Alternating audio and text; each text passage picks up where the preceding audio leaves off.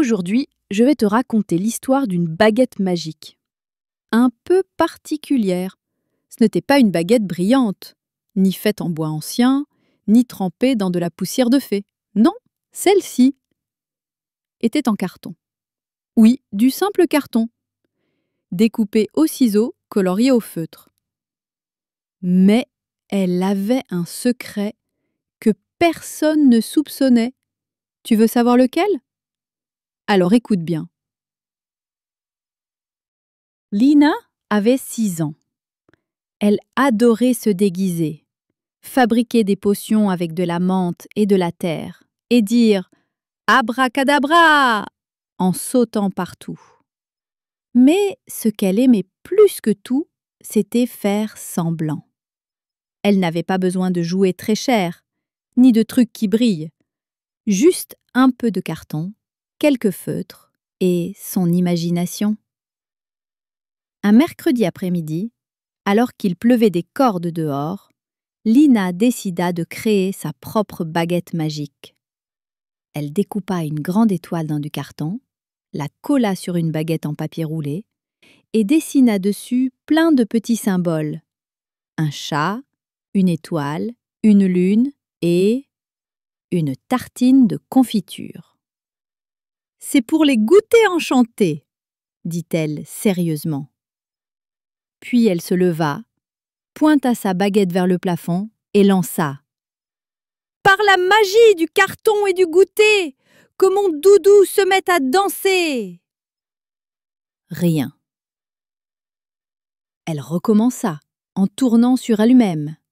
« Carton, bidon, nougat, citron, que mon coussin devienne dragon !»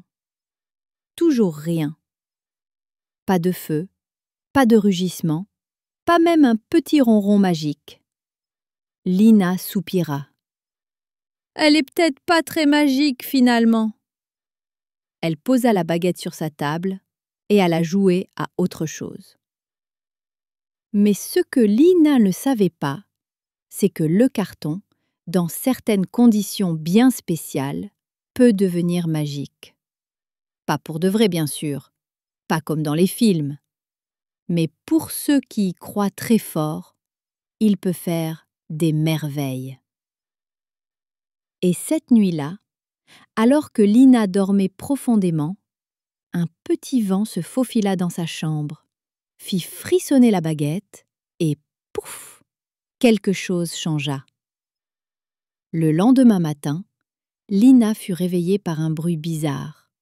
Tap, tap, tap.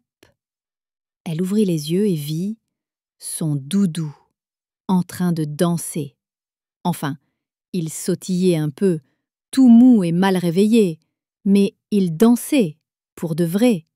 « Ah !» cria-t-elle.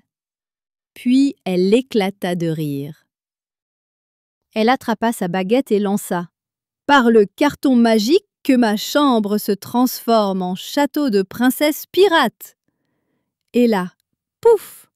Les rideaux devinrent des voiles, le lit devint un trône flottant et son armoire une tour de guet. Elle passa la journée entière à transformer tout ce qu'elle voyait. Son bol devint un chaudron, son tapis devint une mer de lave, son petit frère devint un dragon, un peu baveux mais rigolo. Mais à chaque fois, la baguette ne fonctionnait que si elle y croyait très fort, car dès qu'elle doutait, plus rien, pas un poil de magie. Le soir venu, elle regarda sa baguette. Elle était un peu froissée. Les dessins s'effaçaient. Un coin était mouillé par du jus d'orange. Lina sentit son cœur se serrer.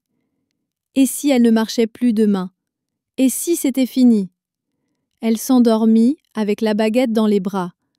Et dans son rêve, la baguette lui parla. « Tu sais, Lina, je n'ai jamais été magique toute seule. C'est toi qui as fait toute la magie, avec ton cœur, tes idées, tes rires, tes histoires.